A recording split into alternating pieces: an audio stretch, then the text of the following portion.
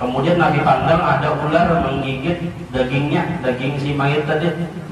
Jadi bukan mayitnya yang bergerak, sekalinya ular, sekalinya ada dalam papan tadi bergerak. Juga dibuka, sekalinya ada ular mengikut si mayit. Dan mengisap darahnya, darah si mayit tadi. Nah kemudian Sayyidina Abu Bakar Siddiq ingin memukulnya, memukul ular tadi. Nah tiba-tiba berkata ular itu dengan izin Allah Subhanahu wa Ta'ala, dan berkatalah ular itu dengan fasih. Sekali Nabi pukul Abu Bakar, ular tadi kena ikut si mayit tadi, Nabi pukulnya oleh Abu Bakar. Sekalinya ularnya berpander. Napa ularnya berpander tadi? Asyhadu an la ilaha illallah wa asyhadu anna Muhammadan abduhu wa rasuluh.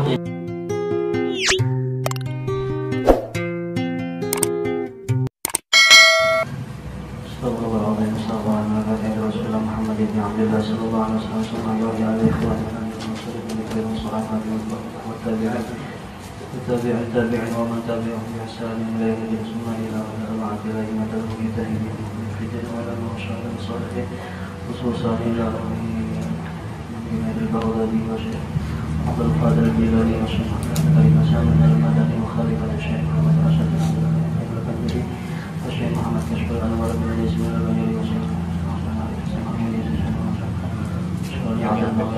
Muhammad في جمال الدين الشيخ الأسلام الجليل خصوصا معلقة الكتاب صلح مبرعه من الله يتغشاهم برحمه والمغفرة ويعفو علينا من بركاته وأسرارهم وعلومهم ونفعاتهم وخصوصياتهم وكراماتهم ويحملنا بحمايتهم في الدين والدنيا والآخرة على من هو بصلاة الصالحون بسر النبي وعلينا بسر سورة الفاتحة. أعوذ بالله من الشيطان الرجيم. بسم الله الرحمن الرحيم. الحمد لله رب العالمين الرحمن الرحيم مالك يوم الدين إياك نعبد وإياك نستعين اهدنا الصراط المستقيم صراط الذين أنعمت عليهم غير المغضوب عليهم ولا الضالين. آمين. السلام عليكم ورحمة الله وبركاته. بسم الله الرحمن الرحيم. Alhamdulillahi rabbil alamin wassalatu wassalamu ala asyrafil anbiya'i wal mursalin sayyidina wa maulana Muhammadin wa ala alihi wa sahbihi ajma'in. Subhanaka la ilma lana illa ma 'allamtana innaka antal alimul hakim. Wa la haula wa la quwwata illa billahil aliyyil azim. Wa la haula wa la quwwata illa billahil aliyyil azim. Wa la haula wa la quwwata illa billahil aliyyil azim. Rabbi shrah li sadri wa yassir li amri wa hlul 'uqdatam min lisani yafqahu qawli warzuqni al-fahma al-qawi wa saddid lisani wahdi qalbi bi haqqi sayyidina Muhammadin sallallahu alaihi wasallam. Qala al-mu'allif rahimahullahu ta'ala wa nafa'ana bihi wa bi jami' ulumihi fid dharain amin. Alhamdulillah, puji syukur kita haturkan kehadirat Allah Subhanahu wa ta'ala. Kembali pada malam hari ini kita dikumpulkan Allah di tempat yang mulia ini dalam keadaan sehat walafiat. Salawat serta salam mudah-mudahan selalu tercurah kepada junjungan kita Nabi Muhammad SAW beserta para sahabat dan para kerabat dan pengikut-pengikut beliau min yaumina hadza ila yaumil qiyamah. Amma ba'd. Halaman 49. Masih sifat yang ke-12 daripada sifat yang wajib bagi Allah, yaitu basar. Allah wajib bersifat basar, yaitu maha melihat. Kemudian mereka yang dekat di penjelasan daripada sifat basar. Ada khusus pembahasan dalam kitab ini ditambahkan oleh beliau, oleh pengarang kitab, yaitu tentang orang-orang yang dekat dengan Allah.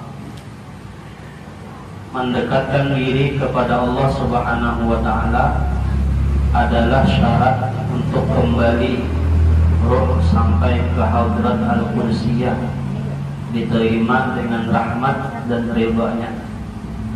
Allah Subhanahu wa ta'ala berfirman, ulaika alladzina yad'una yabtaghuna ila rabbihimul wasilah ayyuhum aqrabu wa yarjuna rahmatahu wa yakhafuna 'adzabah inna 'adzaba rabbika kana mahdura. surah Al-Isra, yang artinya mereka-mereka yang di dunia dekat pada hakikat dengan diri Tuhannya, maka mereka itu dekat juga di alam akhirat dengan diri Tuhannya. Yad'una ya'ni yataqarrabuna, maka dekatlah mulai sekarang kepada diri Tuhanmu. Hendaklah kamu cari jalan agar dekat diri dengan Tuhan, yaitu dengan berwasilah. Siapakah di antara mereka yang benar-benar dekat? Menurut ayat ini, mereka yang benar-benar dekat ialah mereka yang berwasilah. Dan siapakah wasilah kita agar diri kita ini dekat kepada diri Tuhan? Menurut hadis Nabi SAW, Ati Sayyidana Muhammadanil wasilah, Nabi Muhammad SAW menganjurkan berwasilah dengan Nabi sendiri agar jangan tersalah. Di dalam doa yang tersebut, datangkanlah ya Allah penghulu Nabi Muhammad SAW sebagai wasilah. Nah, jadi ini adalah tentang mereka-mereka yang dekat kepada Allah. Nah, di ayat ini Allah menjelaskan bahwasanya orang yang dekat dengan Allah itu adalah mereka yang selalu mendekatkan diri mereka kepada Allah, yaitu dengan jalan berwasilah. Arti wasilah itu artinya berperantara. Jadi kita itu tidak bisa sampai kepada Allah kecuali melewat wasilah, melewat perantara. Ada mungkin kita itu sampai kepada Allah dengan sendirinya, ada mau? Pasti harus dengan bertarikat, harus dengan berjalan, dan berjalannya pun harus di jalan yang memang jalannya Rasulullah. Karena sebenar-benarnya wasilah itu tadi adalah Nabi Muhammad. Jadi tidak ada jalan yang bisa menyampaikan kepada Allah kecuali jalan tersebut adalah jalan yang melewat perantara Nabi Muhammad. Pikir Imam Junaid al-Baghdadi, kata beliau, at-turuq kulluha masdudatun illal muqtafina asara Rasulillah sallallahu alaihi wasallam. Kata beliau, semua jalan apapun nanti di hari kiamat itu semuanya tertutup. Makna tertutup di sini artinya tidak akan pernah bisa sampai kepada Allah kecuali jalan yang melewat jalannya Rasulullah. Apabila jalan tersebut melewat jalannya Rasulullah, maka pasti sampai kepada Allah. Nah, sebaliknya jalan yang tidak melewat jalannya Rasulullah pasti tertutup, atau bahasa kita itu jalannya buntu. Nah, jadi kita ini apabila hendak sampai kepada Allah, hendak sampai kepada hadrat Allah, atau hendak sampai kepada jalan ma'rifat kepada Allah, itu harus melewat perantara jalannya Rasulullah. Mau kada mau kita ini pasti harus melewat perantara Rasulullah. Jadi kada ada orang tuh sampai langsung kepada Allah tanpa melewat Nabi Muhammad, kada ada. Kenapa? Karena kita ini, diri kita ini adalah daripada nurnya Rasulullah. Nur Rasulullah daripada nurnya Allah. Jadi kada mungkin kita tuh sampai kepada Allah tanpa melewat Rasulullah, kada mungkin. Kenapa? Karena syariat yang digawi syariat Rasulullah juga. Ya adalah kenyataan diri kita ini kenyataan daripada nur Rasulullah juga. Bacaan yang dibaca hari-hari yang kita baca dalam sembahyang itu adalah bacaan ampun Rasulullah juga. Gawian yang kita gawi dalam sembahyang, dalam puasa, dalam hal berzakat, berhaji, berataan itu gawian Rasulullah. Jadi kan ada mungkin sampai kepada Allah tanpa melewat Rasulullah Sallallahu Alaihi Wasallam. Ujar Nabi di hadis itu dikatakan, sallu kama ra'aitumuni usalli. Salatlah kalian sebagaimana kalian melihat aku salat, ujar Nabi. Nah, apakah salat saja karena kita disuruh melihat mencontoh Rasulullah? Nah, bukan salat saja, sabarataan. Atau bahasa kita kalau kita kembangkan tuh hadisnya itu, puasalah kalian sebagaimana kalian melihat aku berpuasa, berzakatlah kalian sebagaimana kalian melihat aku berzakat, berhajilah kalian sebagaimana kalian melihat aku berhaji. Nah, artinya bukan hanya sembahyang aja, dan kita itu disuruh berwasilah dengan gawian Nabi Muhammad. Jadi wasilah itu ada wasilah yang zahir, ada wasilah yang batin. Nah, kalau wasilah zahir itu ya gawian syariat Rasulullah kan. Jadi kita apapun nah hendak kita gawi harus melewat daripada syariatnya Rasulullah, harus mencontoh gawian Rasulullah. Nah itu nggak berwasilah, karena berwasilah dengan secara zahir. Nah adapun berwasilah secara batin itu hati kita memandang nang begawi ini Nur Muhammad berkah sembahyang, kita pandang nang sembahyang nina Nur Muhammad nang sembahyang nina. Kemudian pulang berpuasa, nang berpuasa ini siapa? Nur Muhammad juga nang berpuasa bertahan. Jadi wasilah zahirnya kita contoh sunnahnya Rasulullah, syariatnya Rasulullah, batin kita memandang nang begawi, nang ba'amaliyah itu semuanya adalah daripada nur Rasulullah Shallallahu Alaihi Wasallam. Jadi kan Nabi Muhammad, salatlah kalian sebagaimana kalian melihat aku salat.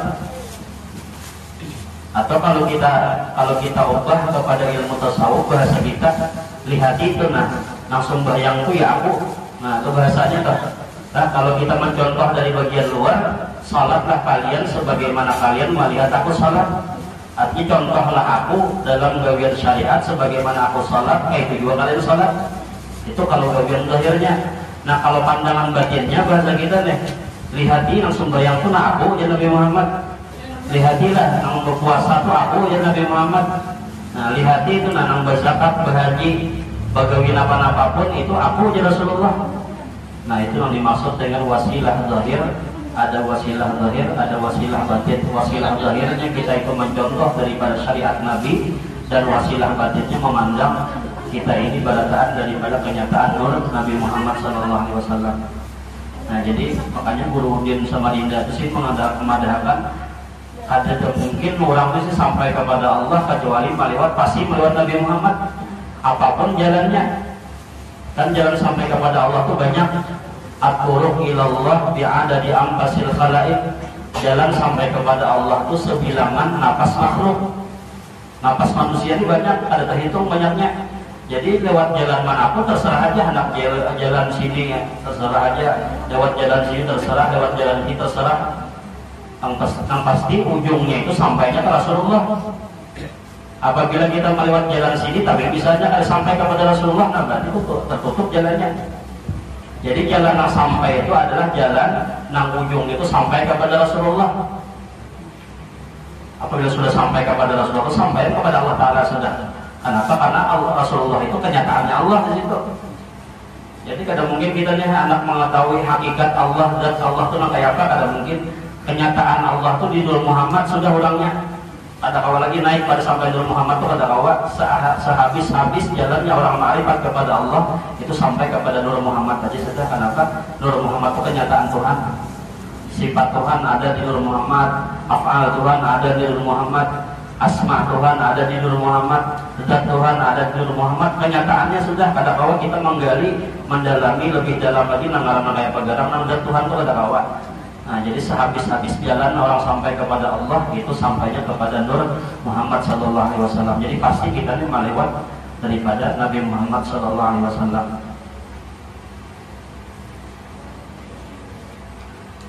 Nah itu disini tadilah orang anak sampai ke hadrat Allah itu harus dengan jalan mendekatkan diri dengan Tuhan. Arti mendekatkan itu maksudnya berjalan.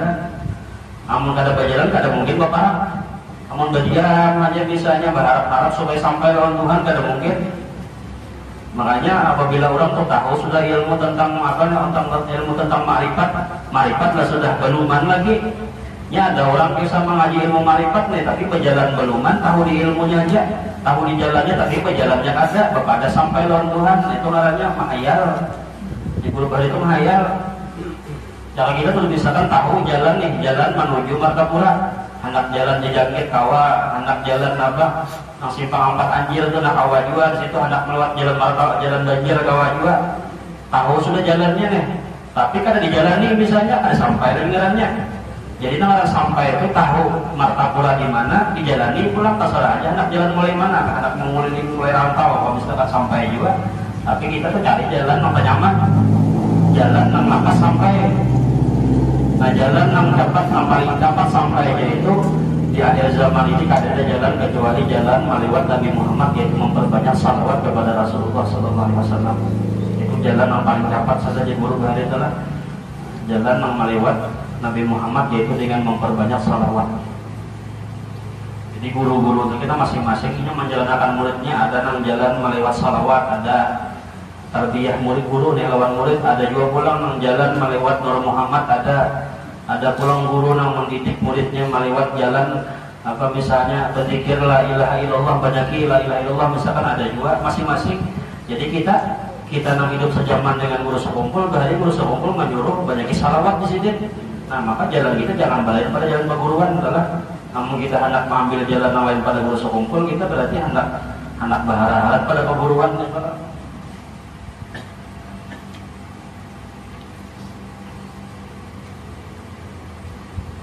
Nah jadi di doa yang kita baca setelah azan itu biasanya Allahumma rabb hadhihi da'wati tammah wassalatil qa'imah ati sayyidina Muhammadanil wasilah, ya Allah.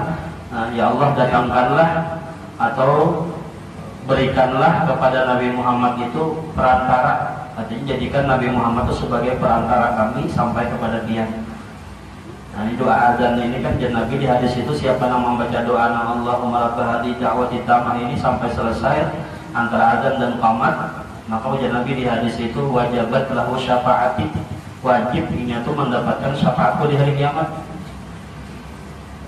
Nah jadi kita baca doa itulah misalnya baca doa untuk azan kan baca Allahumma rabb hadhihi da'wati tammah wassalatil qa'imah ati sayyidina Muhammadanil wasilah wal fadilah wasyarafa wa darajatal 'aliyatar rafi'ah wa ba'su maqama mahmudanil ladzi wa'ata innaka la tukhliful mi'ad. Nah itu doa itu dibaca apabila membaca doa itu antara azan dan qamat, maka wajib Nabi wajabat lahu syafaati, wajib mendapat syafaatku di hari kiamat. Nah kemudian wasilatun, nah ini penjelasan sini adalah lebih mendalam tentang makna wasilah tadi. Para ulama ikhtilaf mengenai masalah wasilah. Marilah kita ambil pedoman semuanya, karena semuanya itu benar. Nah jadi walaupun ulama ini ikhtilaf, ulama ini berbeda pendapat apa garang itu wasilah, tapi apabila datang ikhtilaf itu dari ulama, maka kita anggap pada itu bujur aja berataan. Karena ujian Nabi di hadis itu ikhtilafu ummati rahmatun. Nah, ikhtilaf umatku itu menjadi rahmat. Ada kitab, nama kitabnya itu Rahmatul Ummah Ikhtilafil A'immah. Nah, jadi pembahasan di kitab itu khusus masalah ikhtilaf, masalah khilaf ulama. Qala Nabi sallallahu alaihi wasallam al-ulama warasatul anbiya. Artinya ulama itu pewarisnya para nabi untuk melanjutkan risalah kenabian. Nah, jadi Nabi mengatakan sudah mengalir ulama itu aja Nabi pewaris Nabi, pewarisku. Nah, jadi kita umpat dia ulama. Nah, pertama ulama ada yang mengatakan wasilah itu menurut ulama Kufah, ulama Makkatul Musyarrafah dan ulama Madinatul Munawwarah, al-wasilatu hiya shalawatul mafruḍah. Wasilah ialah sembahyang 5 waktu. Nah, ada ulama mengatakan wasilah itu adalah wasilah yang terbesar itu adalah sembahyang 5 waktu. Wasilah ialah sembahyang 5 waktu karena sembahyang itu adalah tiang agama. Barang siapa yang mengerjakannya, dia adalah orang yang beragama. Dan barang siapa yang meninggalkan sembahyang 5 waktu, sama dia itu meruntuh agamanya sendiri. Nah ini yang pertama pendapat ulama Kufah, ulama Makkah, ulama Madinah berpendapat bahwasanya wasilah itu adalah sembahyang 5 waktu. Jadi kita apabila nak sampai kepada Allah mau kada mau harus sembahyang. Namun kada sembahyang kada sampai bang Tuhan. Dan sembahyang itu kan semua ibadah apapun terkumpul dalam sembahyang berada. Namun sampai adanya rukun Islam karena rukun Islam itu syahadat ada dalam sembahyang juga syahadat tuh. Kemudian pulang puasa ada juga dalam sembahyang puasa. Puasa itu kan kada boleh makan, kada boleh minum, sembahyang pun gitu juga. Di antara yang membatalkan sembahyang adalah makan minum, jadi kada boleh makan minum, ada juga dalam sembahyang puasanya. Kemudian pulang berzakat ada juga dalam sembahyang. Kayak apa zakat dalam sembahyang? Zakat itu artinya pembersih, membersihkan harta, membersihi daki-daki harta. Nah sembahyang itu juga sembahyang itu pembersih juga, pembersih daripada dosa-dosa. Nah jadi zakat itu pun ada dalam sembahyang. Berhaji gitu juga. Haji itu nang iyanya gawian gerakan kalau masalah bacaan itu sunat aja nang iyanya itu gawian. Dan dalam sembahyang pun ada af'alun, ada aqwalun, ada perbuatannya, ada ucapannya, ada bacaannya. Nah, jadi seberataan semua bacaan apapun, salawat ada dalam sembahyang, tasbih ada dalam sembahyang, zikir ada dalam sembahyang. Dari Abu Hurairah radhiyallahu an, mata rajulun fi zamanin Nabi, seseorang meninggal dunia pada masa Nabi kita. Nabi ingin menyembahyangkan jenazahnya, maka bergeraklah itu kapan. Nah, ini ada satu riwayat dari riwayat Abu Hurairah, di hadis lah, ada seorang laki-laki meninggal di zaman Nabi. Nah, lalu ketika Nabi hendak menyembahyangkan, tiba-tiba jenazahnya tadi bergerak. Kapannya bergerak? Kita pemain bergeraknya bisa bukaan langsung lah. Misalnya nih datang dibayangkan, pas anak dibayangkan bergerak, kata sudah bukaan orangnya. Kecuali imam yang pada buka ya kalau lah, apa aja jadi mayatnya kenapa kan pada buka, yang lain bukaan sudah, kamu sorangan tiga. Jadi jadi imamnya amplopnya beluman lagi jadi. Yang lain sudah mau di belakang nih kalau lah, kan imam itu sih berdudi orang menyuruh amplop karena sedikit amplopnya nih. Nah jamaah nama makmum di belakang ini nggak masuk ke rumah orang, juluh orang amplop sebuting. Jadi karena sudah dapat amplop bukaan ya makmumnya sudah, imamnya kadang pun buka, kenapa kan pada buka mayatnya, amplopnya belum dijulung tuan rumah lagi ya. Nah, jadi demi amplop ya kalau lah rela kenapa menahan takutan. Jadi hebat tuh amplop tuh biar menghilang takutan. Nah kada penting amplop tuh murah aja harganya, isinya nang iya aja kalau. Nah jadi ketika itu bergeraklah itu kapan tadi. Nah Nabi pandang. Kemudian Nabi pandang ada ular menggigit dagingnya, daging si mayat tadi. Jadi bukan mayatnya yang bergerak, sekalinya ular, sekalinya ada dalam papan tadi bergerak. Juga dibuka, sekalinya ada ular mengikut si mayat. Dan mengisap darahnya, darah si mayat tadi. Nah kemudian Sayyidina Abu Bakar Siddiq ingin memukulnya, memukul ular tadi. Nah tiba-tiba berkata ular itu dengan izin Allah Subhanahu wa Ta'ala. Dan berkatalah ular itu dengan pasih. Sekali hendak dipukul Abu Bakar, ular tadi kena ikut si mayat tadi, tapi pukulnya oleh Abu Bakar. Sekalinya ularnya berpander. Napa ularnya berpander tadi? Asyhadu an la ilaha illallah wa asyhadu anna Muhammadan abduhu wa rasuluh. Ular tadi berpander bersyahadat sekalinya.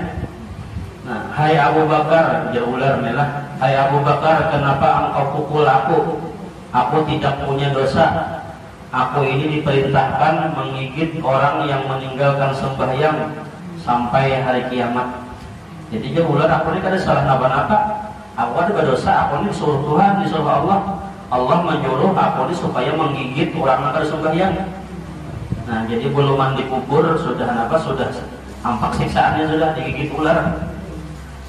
Aku diperintahkan menggigit orang yang meninggalkan sembahyang ini sampai hari kiamat jadinya. Kemudian Abu Bakar Siddiq bertanya, dosa apa itu? Jadi kami sampai mengikut orang yang mati ini, berdosanya. Nah, dia ulang tadi ada 3 dosa pada diri laki-laki ini. Yang pertama dosa dia meninggalkan sembahyang.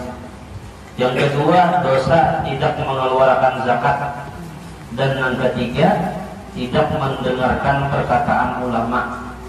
Nah ini dosanya, 3 macam dosa inilah yang menyebabkan si mayat tadi itu belum mandi kubur sudah ada ular dalam kain kapannya bergerak. Nah diikutnya laki-laki tadi diisapnya darahnya. Nah jadi siksaannya, dosanya itu sebab pertama meninggalkan sembahyang, yang kedua kada berzakat, dan yang ketiga adalah kada mau mendengarkan perkataan ulama. Disebutkan dalam kitab Hayatul Qulub, itu hadis daripada riwayat Abu Hurairah. Nah, jadi dari hadis ini menunjukkan bahwasanya namaran sembahyang itu adalah termasuk wasilah untuk sampai kepada Allah Subhanahu wa Ta'ala. Kemudian yang kedua, ulama yang kedua berpendapat tentang wasilah. Menurut Imam Maliki, Imam Malik berpendapat dan pengikut Imam Malik, al-wasilatu hiya dzikru. Wasilah itu ialah zikir. Nah, jadi sesuatu yang dapat menyampaikan kepada Allah itu adalah dengan berzikir. Apakah itu zikir lisan, atau zikir hati, atau zikir nafas, atau zikir sir. Fadzakir fa inna dzikra tanfa'ul mu'minin. Maka ingatlah hai Muhammad, karena mengingat Allah itu bermanfaat bagi mereka yang mukmin. Nah, jadi yang kedua, ulama mengatakan wasilah di sini adalah banyak berzikir lawan Tuhan. Baik itu zikirnya itu dengan lewat lidah, atau zikir lewat hati, atau zikir lewat nafas, atau zikir lewat sir. Nah, ini dijelaskan sini karena keempat macamnya inilah. Jadi yang iyanya itu berzikir tadi. Jadi arti zikir itu sesuatu bacaan ataupun pekerjaan yang dapat mengingatkan kita kepada Allah. Nang maulah kita ingat bahwa Nabi Muhammad itu zikir katanya apapun bacaannya, apapun bentuk bacaannya. La ilaha illallah zikir juga, subhanallah zikir juga. Namun kita biasanya tuh tahunya tuh ngarang zikir itu la ilaha illallah aja, padahal tasbih subhanallah itu zikir juga. Kemudian ulang apa? Bacaan apa lagi? Allahu Akbar, takbir zikir juga. Membaca salawat lawan Nabi Muhammad zikir juga. Membaca Quran, membaca apa lagi? Membaca istighfar, membaca innalillahi wa inna ilaihi raji'un. Nah, jadi banyak mengarang zikir itu banyak. La haula wala quwata illa billah. Itu juga zikir juga. Jadi intinya mengarang zikir itu sesuatu yang kita ingat, maulah kita ingat lawan Tuhan, itu disebut dengan zikir. Jadi bukan hanya la ilaha illallah aja, jadi banyak macamnya. Dan cara melakukannya pun macam-macam juga. Ada yang diucapkan di mulut, di lidah, ada zikir yang diucapkan di hati, ada zikir yang melewat nafas, ada juga pulang zikir yang hanya lewat sir aja. Sir ini dalam lagi pada hati. Hati itu masih kawan kita mau ucap la ilaha illallah, la ilaha dalam hati, dan misalnya masih kawan disuarakan dalam hati. Tapi kalau sir ini ada beberapa suaranya. Ingat lawan Tuhan, tapi kadang apa? Lain pada hati, di dalam lagi pada hati. Atau bahasanya guru Bali mengatakan sir itu hatinya hati, itulah dalam hati itu ada belum hati belum. Nah, kita disebut dengan sir. Nah, ini jelaskan zikir lah. Zikir itu terbagi 4. Ada pertama zikrul lisan, ialah zikir yang diucapkan dengan lisan, dengan lidah. Sabda Nabi, afdalul zikri la ilaha illallah. Seafdal zikir yang diucapkan dengan lisan ialah zikir la ilaha illallah. Nah, yang paling afdal sudah jadi Nabi inilah yang paling afdal, itu artinya yang paling banyak pahalanya. Nah, kalau dalam kamus bahasa Arab itu afdal itu artinya aksar sawaban. Yang paling banyak pahala zikir itu adalah zikir la ilaha illallah. Nah, zikir la ilaha illallah ini zikir tauhid ya Allah. Menurut hadis Nabi Muhammad SAW, barang siapa berzikir la ilaha illallah 100 kali sehari semalam, maka dibangkitkan nanti di hari kiamat mukanya seperti bulan purnama. Nah, jadi membaca la ilaha illallah 100 kali sehari semalaman, atau dikikil, dibagi misalnya siang 50, malam 50. Jadi mau kita bagi pulang 5 kali sembahyang, 100 ini 20 kali aja sehari. 20 kali aja sebagai sehari sembahyang. Kayak maghrib 20 kali, imba isya 20, imba subuh 20, imba zuhur 20, imba asar 20, genap 100 jadinya.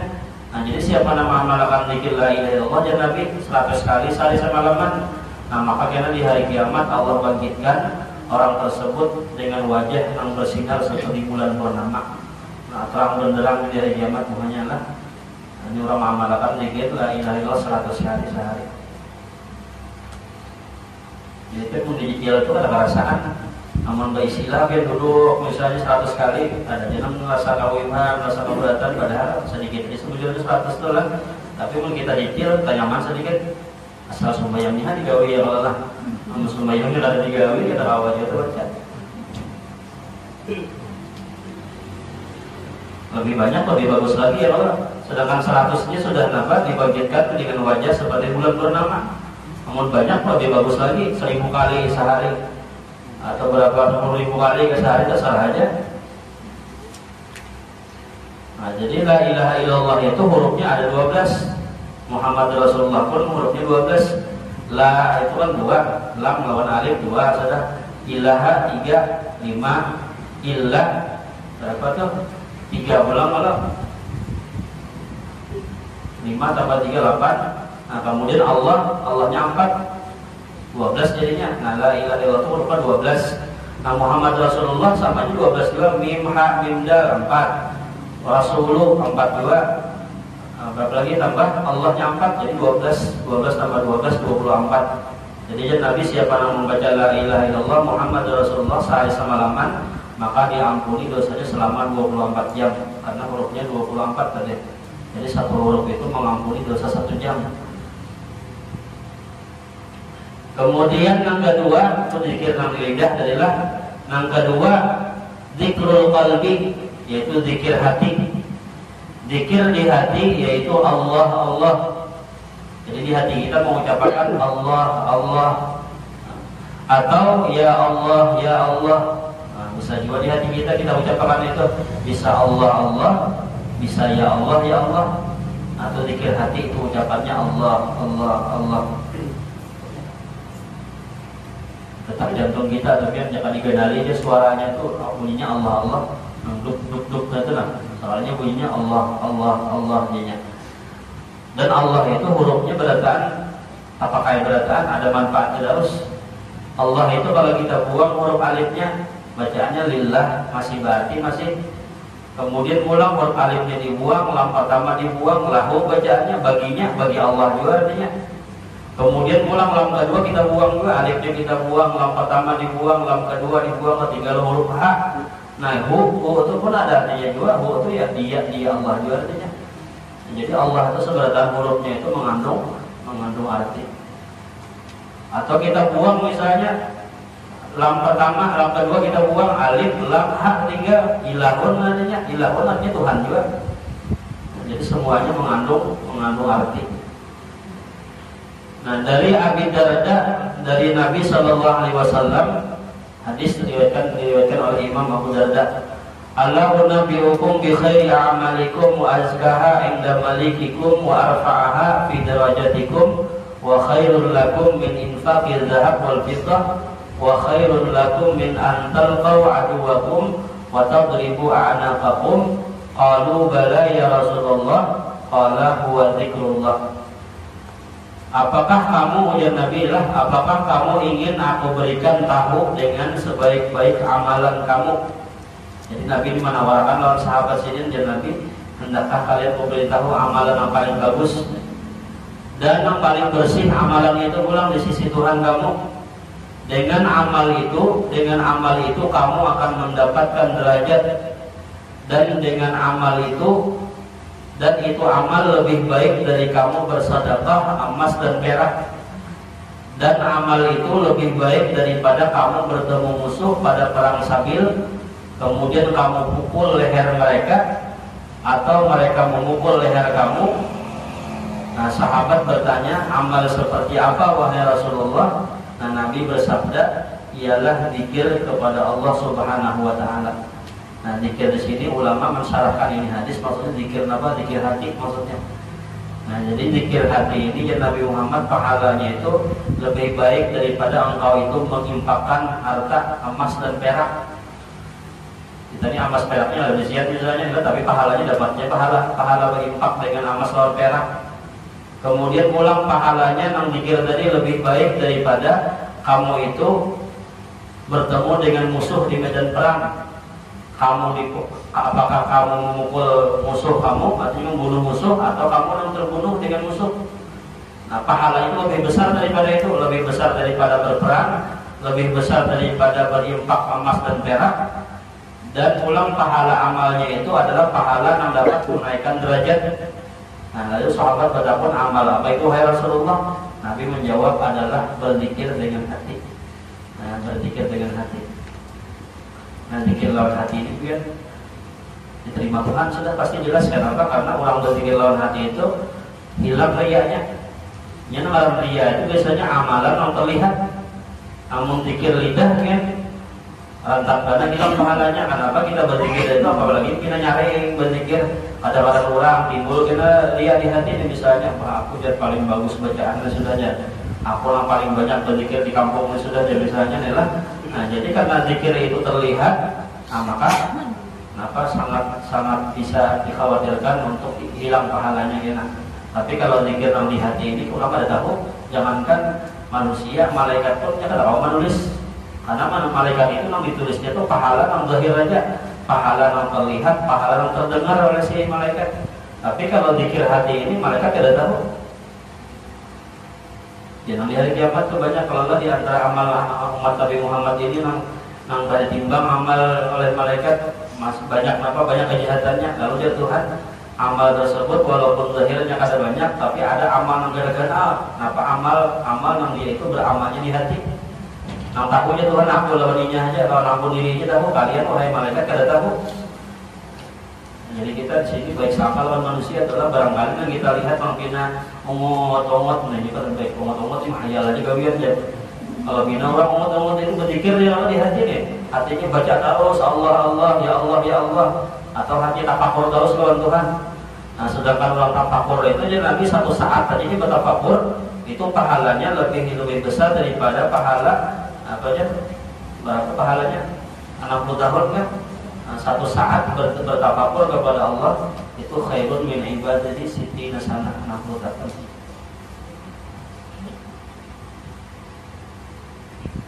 Tapi zikir dalam di hati ini biar terlatihnya itu dengan banyak berzikir di lidah dahulu. Orang kada kawa melatih memperbanyak zikir di hati kecuali melatih itu mulai zikir di lidah dulu. Lidah dulu berhimat lidah. Apabila sudah lidah dijadi sudah biar di hati itu mau kada mau timbul serangan kita. Jadi mana ada orang tuh misalnya kada pernah sama sekali berzikir, badahnya misalnya aku berzikir terus di hati ya itu rambutnya kira-kira kan. Kenapa? Karena zikir yang di hati ini terlatihnya itu dengan banyak berzikir di lidah dahulu. Yang di zahirnya dilatih dulu baru kita yang di dalam tuh jalan sorangannya, jalan sorangan. Melihat sesuatu apapun ingat Tuhan Tuhan.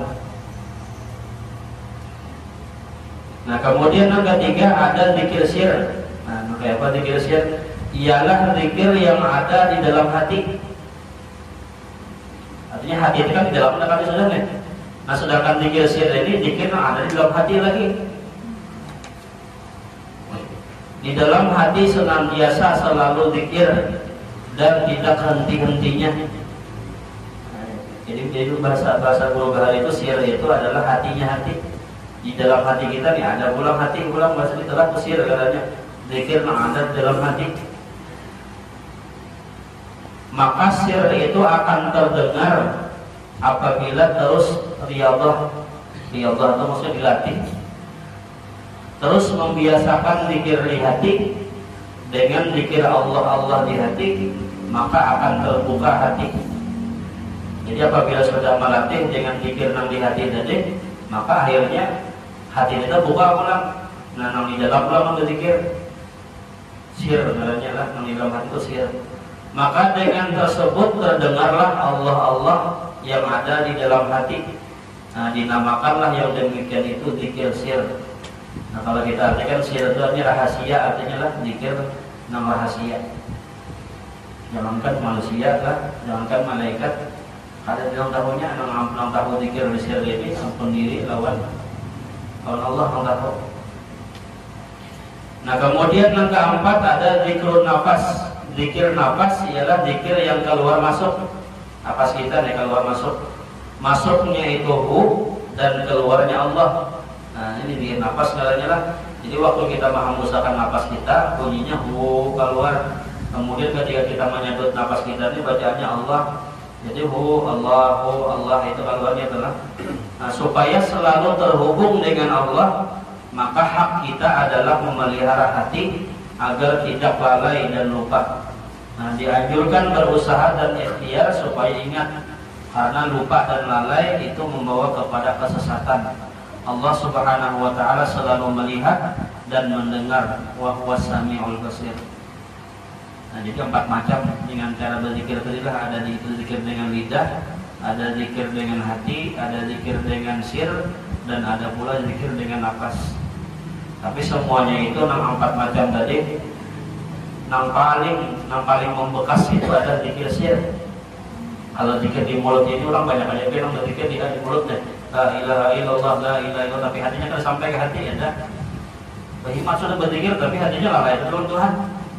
Banyak kayak kalau kita sambil berzikir atau la ilaha illallah, la ilaha, tapi hati kita kemanakah? Mengatakan yang mana? Mengatakan perumahan, mengatakan mengunjun macam-macam. Nah itu berarti kita melarang zikir nang di lidah itu biar kebanyakan tuh sampai di lidah aja. Nah jadi zikir nang di hati itu kecuali dilatih. Melatih zikir nang di hati itu dengan apa? Berzikir di mulut dulu, zikir di mulut sambil diingatakan makna zikir tadi, nah lalu otomatis kita zikir nang di hati itu timbul serangan. Apabila sudah hatinya berzikir terus lawan Tuhan, ingat terus lawan Tuhan, nah maka otomatis zikir nang di sir itu timbul gulanya, tabu kasorangan. Namun Guru Bahari menjelaskan zikir sir itu biar badiam aja kan sudah pahalanya. Ya kan, walaupun kada berucap sekalipun badiam aja zikir terus pahala terusnya.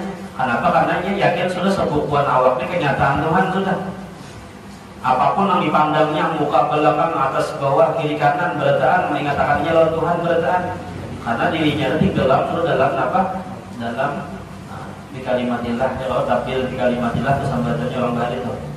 Atau orang Bali ada orang yang betul badil aja lah. Padahal bacaan itu tabdil di kalimatillah terganti dengan kalimat la ilaha illallah mulai ujung rambutnya sampai ujung batisnya sudah terganti dengan kalimat la ilaha illallah.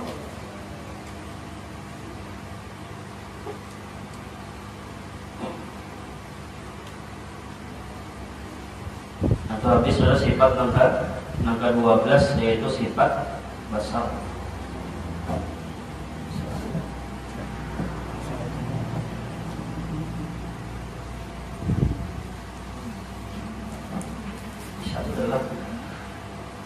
Kemudian yang berikutnya nanti sifat yang ke-13 lah. Sifat yang ke-13 yaitu sifat halal lain belum yang sampai situ dulu. Mudah-mudahan ada manfaatnya, mudah-mudahan sama-sama kau mengamalkan kita bagaimana, mudah-mudahan kita diberikan Allah keikhlasan, mudah-mudahan diberikan paham oleh Allah Subhanahu wa taala, dan mudah-mudahan dengan berkat kita berkumpul di tempat ini, mudah-mudahan dosa-dosa kita, dosa pada orang tua kita, dosa guru-guru kita diampuni oleh Allah Subhanahu wa taala, dan mudah-mudahan dengan berkat kita berkumpul di tempat ini, mudah-mudahan terkumpul dalam surga Allah bersama Rasulullah sallallahu alaihi wasallam, dan mudah-mudahan dengan berkat kita berkumpul di tempat ini, mudah-mudahan kita berada diwafatkan dalam keadaan husnul khatimah, mati membawa iman husnul khatimah, dan niat wa hadratin Nabi al-Fatihah. Bismillahirrahmanirrahim. Iya kan aku dua aja terus tarik dengan surat al-mustaqim surat al-ladina an'amta alaihim ghairil maghdubi alaihim waladdallin. Bismillahirrahmanirrahim. Alhamdulillahirabbil alamin. Allahumma shalli wa sallim ala sayyidina Muhammad wa ala alihi wa sahbihi ajma'in. Allahumma anfa'na bima 'allamtana wa 'allimna ma yanfa'una wa zidna 'ilma wa zidna 'ilma wa zidna 'ilma.